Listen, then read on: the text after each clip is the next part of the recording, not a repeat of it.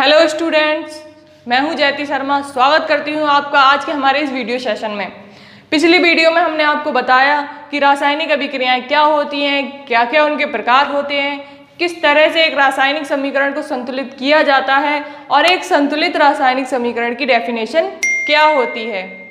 तो आज की इस वीडियो में हम आपको बताएंगे, कल मैंने आपको शॉर्ट में बताया भी था कि किस तरह से रासायनिक समीकरण जो रासायनिक अभिक्रिया होते हैं उनको विभाजित किया गया है, उनके तापक्रम के आधार पर और बाकी अन्य प्रकार के आधार पर कैसे उन्हें विभाजित किया गया है। ये हम विस्तार से आज के वीडियो सेशन में समझेंगे। तो चलिए शुरू करते हैं अपनी इस वीडियो को। तो देखिए, रासायनिक अभिक्रियाओं के प्रकार कल मैंने आपको शॉर्ट में बता दिया था कि किस तरह से कितने प्रकार होते हैं रासायनिक अभिक्रियाओं के। संयोजन अभिक्रिया ये पहला प्रकार होता है, फिर वियोजन अभिक्रिया, विस्थापन अभिक्रिया, द्विविस्थापन अभिक्रिया तथा रेडॉक्स अभिक्रिया। इस तरह से कल मैंने आपको इसके 5 प्रमुख प्रकार बता दिए थे। आज हम आपको विस्तार से बताएंगे कि किस तरह से इनकी डेफिनेशन रहती है और पेपर में जो आपके एग्जाम में किस तरह से इनसे रिलेटेड क्वेश्चन पूछे जाते हैं। ऐसा नहीं कि आपको डायरेक्ट इसकी डेफिनेशन दे दे। कभी कभी ऐसा होगा एग्जाम में आपको इस तरह से एक इक्वेशन दे दी जाएगी और आपसे पूछा जाएगा कि बताइए ये कौन से प्रकार की अभिक्रिया है। तो उसमें आपको चाहे ऑब्जेक्टिव टाइप हो या वन लाइनर हो, उसमें आपको बताना होगा कि यह अभिक्रिया कौन सी है। तो उसकी पहचान करने के लिए अब आपको डेफिनेशन और एग्जाम्पल दोनों के साथ बताऊंगी कि किस तरह से आपको पहचानना है कि यह जो आपको इक्वेशन दी गई है वो कौन से प्रकार की है। चलिए, सबसे पहले संयोजन अभिक्रिया। इस अभिक्रिया में क्या होता है, इस अभिक्रिया में 2 या 2 से अधिक अभिकारक मिलकर एक नया उत्पाद बनाते हैं। तो क्या होगा, अभिकारक मैंने कल आपको समझाया था ना, क्या होता है अभिकारक। अभिकारक जो तीर के इस साइड का होता है उसे बोलते हैं अभिकारक। अब इसमें अभिकारक कितने होते हैं, 2 होंगे या 2 से ज्यादा होंगे। ऐसा नहीं होगा कि यहाँ एक अकेला अभिकारक दे दिया हो और यहाँ पर 2 दे दिए हो, इस तरह से नहीं होगा। तो संयोजन अभिक्रिया की क्या पहचान होती है कि 2 या 2 से अधिक अभिकारक मिलकर एक उत्पाद बनाते हैं। ठीक, अब इसके एग्जाम्पल को समझो कैसे बनाते हैं। जैसे यहाँ ले लिया हमने कोयले का दहन, पहला एग्जाम्पल हमारा। तो कोयले के लिए सबसे पहले इंपॉर्टेंट क्या होगा, कार्बन, O2 ऑक्सीजन। उसके अलावा फिर क्या होगा, जब ये अभिक्रिया होगी तो क्या बनेगा, इन दोनों के मिश्रण से क्या बन जाएगा, कार्बन डाइऑक्साइड, और कोयले का क्या हो जाएगा, दहन हो जाएगा। इस तरह से तो अब इसमें क्या हो रहा है, इसमें आपको पहचान पता लग रही है ना कि C और O2 क्या है, 2 अभिकारक है। ठीक, और उत्पाद कितने बन रहे हैं, सिर्फ एक। तो ये कौन सी अभिक्रिया हो गई, संयोजन अभिक्रिया हो गई। इस तरह से अगर एग्जाम्पल एक और देती हूँ मैं आपको कि जैसे जल का निर्माण होता है ना, तो इसमें क्या होता है, इसमें आपका H2O2। ठीक, तो इसमें क्या मिल रहा है, हाइड्रोजन और ऑक्सीजन के मिश्रण से क्या बन रहा है, जल का निर्माण हो रहा है। यहाँ भी क्या हो रहा है, 2 अभिकारक हैं आपके और एक उत्पाद का निर्माण हो रहा है। तो जहाँ भी आपको इस तरह की इक्वेशन दिखाई देगी वहाँ पर आपको क्या करना है, वहाँ पर आपको संयोजन अभिक्रिया लिखना है कि इस तरह का जो भी एग्जाम्पल है वो क्या है, संयोजन अभिक्रिया है। तो आप समझ गए होंगे अच्छे से कि संयोजन अभिक्रिया क्या होती है। नेक्स्ट, वियोजन अभिक्रिया। इसमें क्या होता है, संयोजन वियोजन में कुछ डिफरेंस मालूम पड़ रहा होगा। जैसे संयोजन का क्या होता है, 2 चीज़ों के मिलने से एक चीज़ का निर्माण होना, संयोजन का मतलब ये तो होता है ना। वियोजन का क्या होता है, कोई चीज़ टूट जाए, जैसे कोई पत्थर है आपने ज़मीन पर फेंका, मान लीजिए सॉफ्ट है वो पत्थर और टूट गया, तो क्या हो जाएगा, 2 पार्ट में डिवाइड हो गया। तो इस तरह से वियोजन का मतलब होता है अलग करना चीज़ों को। ठीक, अब इसको डेफिनेशन में समझ लेते हैं क्या कह रहा है। एक अभिकारक टूटकर 2 या 2 से अधिक उत्पाद में बदल जाए तो वहाँ क्या होता है, वियोजन अभिक्रिया होती है। किस तरह से होती है, मान लो कोई पार्ट ए है हमारे पास। ठीक, अब ए क्या हो गया, ये टूट गया मान लो, या इसको हमने अलग कर लिया, तो क्या होगा, इसके 2 उत्पाद बनेंगे, एक तो बी बनेगा और एक सी बनेगा। तो इसकी डेफिनेशन क्या होती है, जब अभिकारक एक हो और उत्पाद कितने बने, 2 या 2 से अधिक बने। ठीक, एग्जाम्पल ले लेते हैं हम,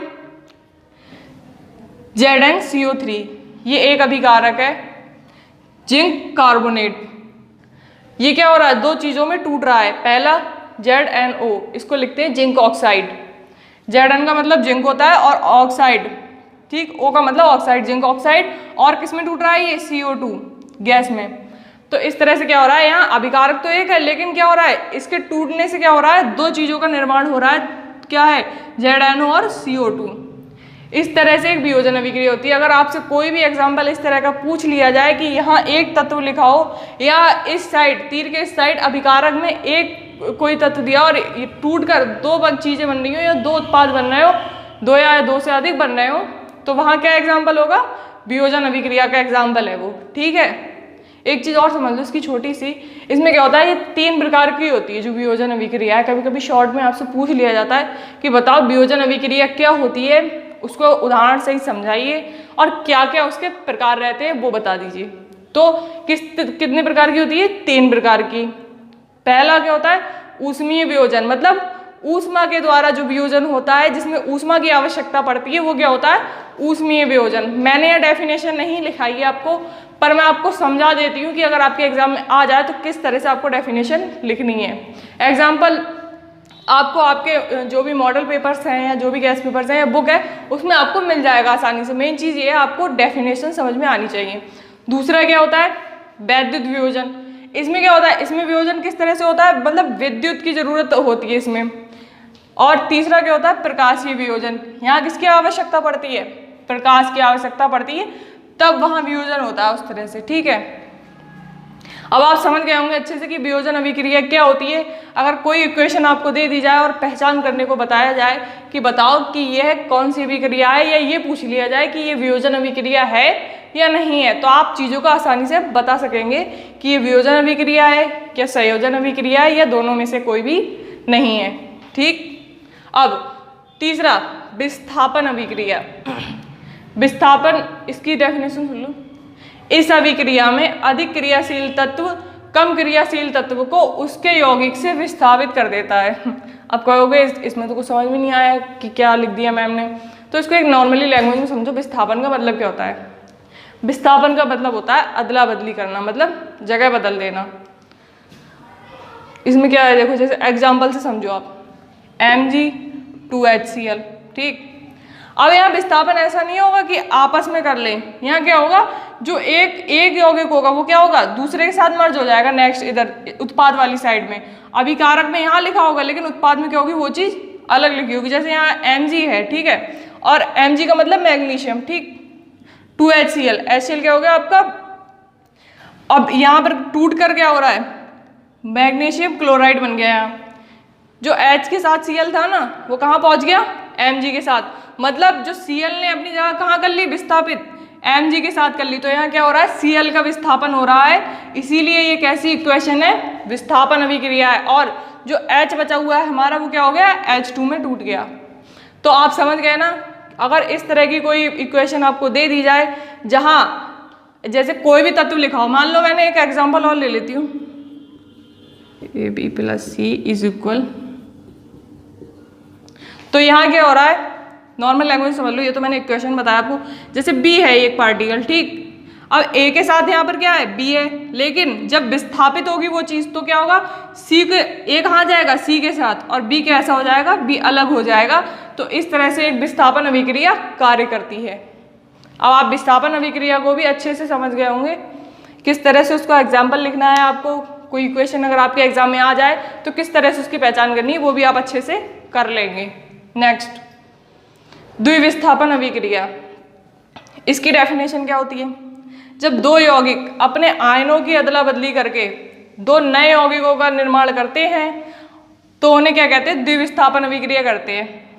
अब यहाँ क्या हो रहा था, यहाँ सिर्फ एक चीज का विस्थापन हो रहा था। जैसे Mg है तो Mg यहाँ आ गया Cl के साथ, बाकी H2 तो अलग हो गया था ना, H2 ने तो किसी के साथ नहीं बनाया था। ऐसे यहाँ पर A के साथ क्या आ गया था, सिर्फ C आ गया था। यहाँ C के साथ कोई अन्य तत्व तो नहीं था जो कि B के साथ मर्ज हो गया। तो यहाँ बस वही चीज होती है द्विविस्थापन में। जैसे हमने कोई भी, मैं आपको पहले इस तरह से समझाती हूँ।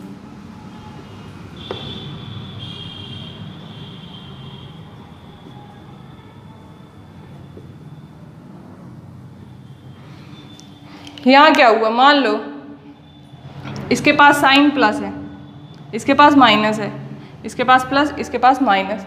अब यहाँ आयनों के आधार पर विभक्तीकरण होता है या आयनों के आधार पर विस्थापन होता है। यहाँ हमें क्या होता है, जैसे A है, A के साथ यहाँ पर क्या है, B है, B के साथ क्या है, ऋणायन है, मतलब ऋणायन नेगेटिव है, और यहाँ पर A के साथ क्या है, C, सॉरी यहाँ एक काम करो, प्लस कर लो, इसे माइनस कर लो। हाँ, अब A के साथ क्या आ गया, एक सेकेंड, अब ठीक है, A के साथ क्या आ गया, C, मतलब दोनों हमें बैलेंस करना है चीज़ों को, क्योंकि यहाँ एक पॉइंट प्लस होना चाहिए और एक माइनस होना चाहिए। तो A के साथ अब B नहीं, क्या आ गया, C आ गया। C का विस्थापन किसके साथ हो रहा है, A के साथ। एक विस्थापन तो ये हो गया, दूसरी बार कहाँ विस्थापन हो रहा है, B लिया हमने, B कैसा है, माइनस है ना। B के साथ किसका विस्थापन होगा, D का। तो यार कितने प्रकार का विस्थापन हो रहा है, दो प्रकार का। तो इस तरह से, इसीलिए इसे द्विविस्थापन अभिक्रिया कहते हैं, क्योंकि यहाँ विस्थापन दो चीजों का होता है और दो बार विस्थापन होता है इसमें, और आयनों के आधार पर होता है। ठीक, एग्जाम्पल ले लो एक Na2SO4, मान लो Na2 के पास प्लस साइन है, SO4 के पास माइनस है, ठीक, और Ba के पास प्लस, Cl के पास माइनस साइन है। ये आप अगली कक्षा में बहुत डीपली समझोगे चीज़ों को कि किसके पास कौन सा साइन रहता है। मैंने तो खैर पढ़ रखा है, लेकिन आप आगे जानेंगे कि कौन से तत्व के पास कौन सा आयन होता है। फिलहाल आप यहाँ अपने एग्जाम्पल को अच्छे से समझ लीजिए। अब क्या होगा, यहाँ Ba के पास प्लस साइन है, ठीक, Ba यहाँ आ गया। अब Ba के साथ Cl2 नहीं आएगा, क्या आएगा, SO4, जिसके पास क्या है, ऋणायन है। तो ये चीज़ें प्लस माइनस इक्वल हो गई, यहाँ विस्थापन एक प्रकार का हो गया। अब दूसरी बार में क्या होगा, Na लिख लिया हमने, प्लस आयन का है, ठीक। Cl, अब Na के साथ SO4 नहीं आएगा, क्या आएगा, Cl, जिसके पास ऋणायन है। इस तरह से यहाँ कितनी बार विस्थापन हो गया, दो बार। तो दो बार विस्थापन हो गया, मतलब ये कौन सी अभिक्रिया है, द्विविस्थापन अभिक्रिया है। अब आप समझ गए ना, विस्थापन में क्या होगा, किसी एक जगह विस्थापन होगा, और यहाँ क्या होगा, दो बार विस्थापन होगा, मतलब दो जगह विस्थापन होगा। तो ये कहलाएगी आपकी द्विविस्थापन अभिक्रिया। इन चारों को आप बहुत अच्छे से समझ गए होंगे। अब एक लास्ट इंपॉर्टेंट है, रेडॉक्स अभिक्रिया। रेडॉक्स अभिक्रिया में क्या होता है, एक ऐसी अभिक्रिया जिसमें एक तत्व या एक चीज का ऑक्सीकरण होता है तथा दूसरे का अपचयन, वो होती है हमारी रेडॉक्स अभिक्रिया। ये आपके एग्जाम के पॉइंट ऑफ व्यू से मोस्ट इंपॉर्टेंट क्वेश्चन है, चाहे ऑब्जेक्टिव में हो या वन लाइनर में हो या लॉन्ग में हो। आपको इसमें पूछा जाता है कि बताओ रेडॉक्स अभिक्रिया क्या होती है, एक एग्जाम्पल के द्वारा समझाओ कि किस तरह से ये वर्क करती है। ठीक है, ये कोई आपको एक इक्वेशन दे दी जाएगी और पूछा जाएगा बताओ ये रेडॉक्स अभिक्रिया है या नहीं है, तो समझ लो इसको। इसमें क्या होता है, ऑक्सीकरण, यहाँ Zn है, ठीक है, Zn यहाँ पर जाके प्लस दो इलेक्ट्रॉन इसके क्या हो जाएंगे, बढ़ जाएंगे। तो यहाँ क्या हो रहा है, इसका ऑक्सीकरण हो रहा है, ठीक।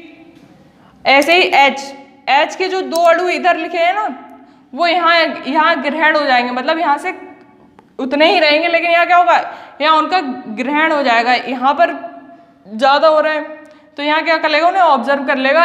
यहाँ क्या हो रहा है, अपचयन हो रहा है हाइड्रोजन में, और Zn में क्या हो रहा है, जिंक में ऑक्सीकरण हो रहा है। तो इस तरह से आपकी रेडॉक्स अभिक्रिया वर्क करती है। आज आपने समझा इन पांचों अभिक्रियाओं के बारे में। अभी दो प्रकार की अभिक्रियाएं आपकी और इम्पॉर्टेंट है, वो तापक्रम के आधार पर होती हैं, वो भी मैं आपको अभी समझाऊंगी। फिलहाल आप इन पांचों को अच्छे से समझ गए होंगे, और एग्जाम में आपके कोई भी क्वेश्चन आएगा तो आप आराम से बता सकते हैं अब ये अभिक्रिया कौन सी है। ठीक है, तो चलिए समझते हैं नेक्स्ट अभिक्रियाओं के प्रकार को, कि तापक्रम के आधार पर ये कितने प्रकार की होती हैं। तो रासायनिक अभिक्रियाओं को जो अगला प्रकार होता है, अगले किस आधार पर ये विभक्त होती हैं। जो 5 प्रकार पिछले थे वो हमने समझ लिए अच्छे से कि किस तरह से उन्हें पहचान करना है, कि मतलब ये कौन से प्रकार की अभिक्रिया है। ठीक है, अब तापक्रम के आधार पर जो दूसरा डिवाइडेशन होता है वो किसके आधार पर होता है, तापक्रम के आधार पर। तापक्रम का मतलब पहली जो अभिक्रिया होती है वो होती है ऊष्माक्षेपी अभिक्रिया, ठीक। जो दूसरी अभिक्रिया होती है वो होती है ऊष्माशोषी अभिक्रिया। ऊष्मा का मतलब ही आप समझ गए होंगे, जहाँ ताप है नॉर्मल सी बात है, वहाँ क्या होगी, ऊष्मा भी जरूर ही होगी। तो इनमें क्या होता है, सारा रोल ऊष्मा का रहता है, कि या तो ऊष्मा का क्षरण हो रहा होगा, या तो ऊष्मा की जरूरत पड़ रही होगी, या क्या होगा, ऊष्मा का उत्सर्जन हो रहा होगा। तो इसी दो प्रकार से जो ऊष्माशोषी और ऊष्माक्षेपी अभिक्रिया होती हैं ये होती हैं। इस तरह इनका क्वेश्चन कैसे बनेगा आपके एग्जाम में, पहले ये समझ लो। इनका एक क्वेश्चन आपसे ये पूछ लेगा कि हाँ ऊष्माक्षेपी और ऊष्माशोषी अभिक्रियाओं में पहले तो आप डिफरेंस बताइए। डायरेक्ट ये क्वेश्चन पूछ लेगा कि उदाहरण सही डिफरेंस बता दीजिए। नहीं तो दूसरे में आपसे ये पूछ लेगा कि पहचान कर बताइए कौन सी अभिक्रिया में ऊष्मा का क्षरण हो रहा है या कौन सी अभिक्रिया में ऊष्मा की आवश्यकता है और किसमें ऊष्मा का उत्सर्जन हो रहा है।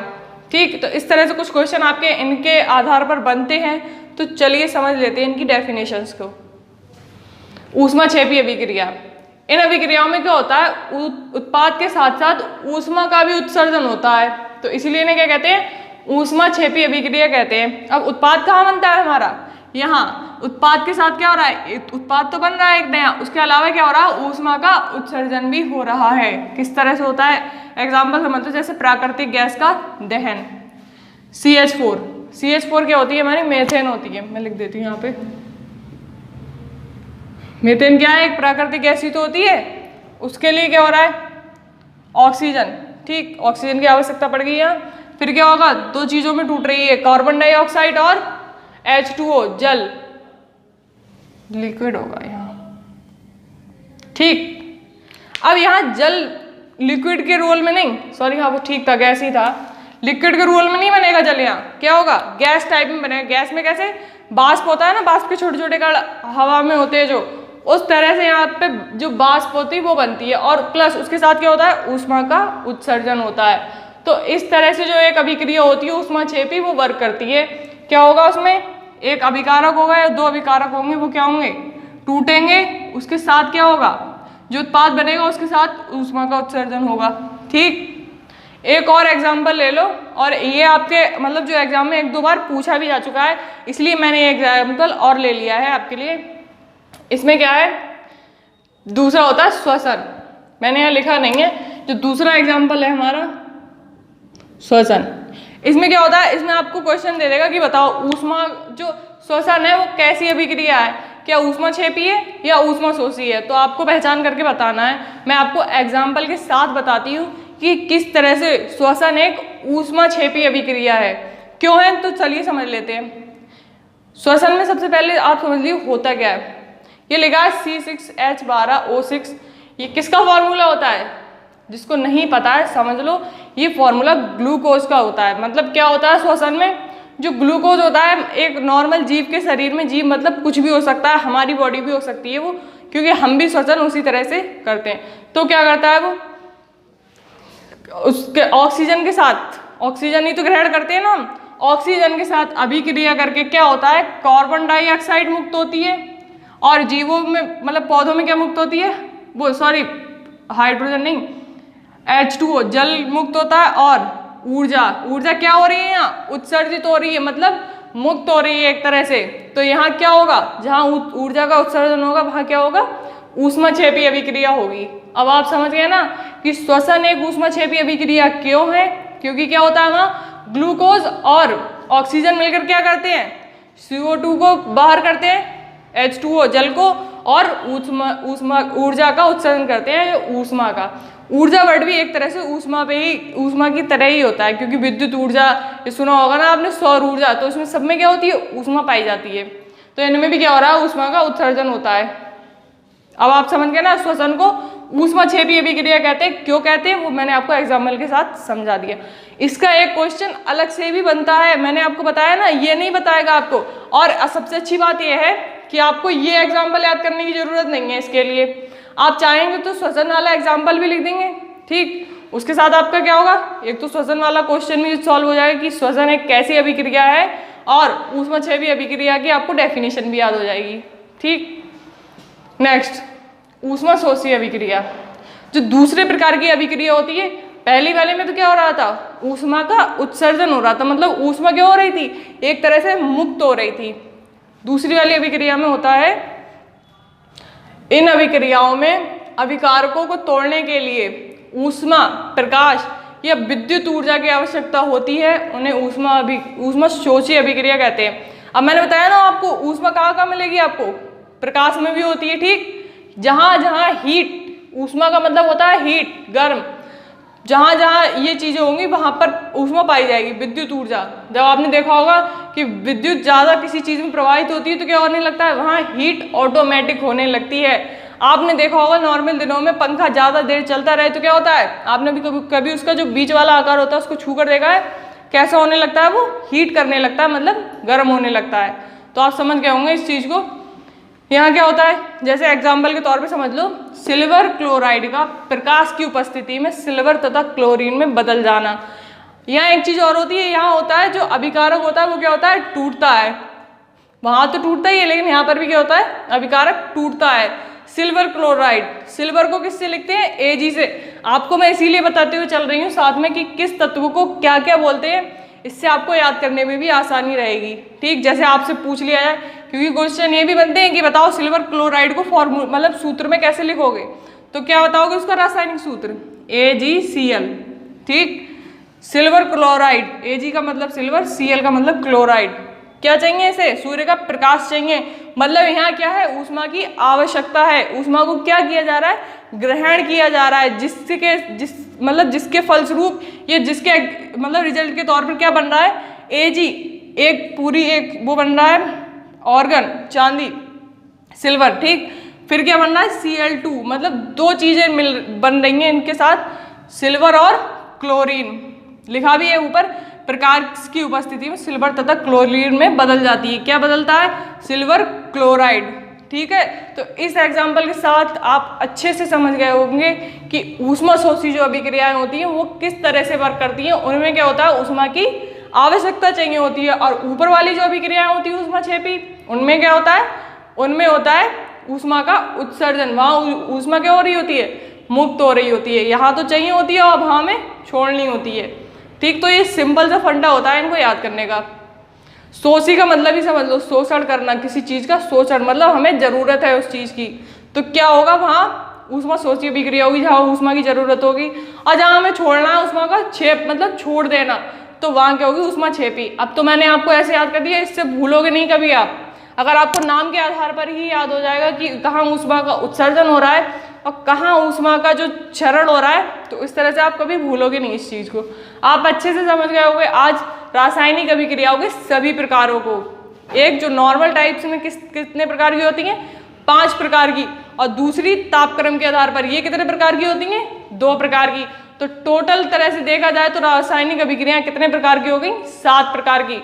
इन 7 प्रकारों को अच्छे से पढ़ लें आप, ताकि आपके आने वाले एग्जाम के हर क्वेश्चन में जो भी रासायनिक समीकरण से रिलेटेड होगा, आप उसको क्या कर दोगे, सॉल्व कर दोगे अच्छे से, कि कौन सी अभिक्रिया है, कौन सी अभिक्रिया नहीं है।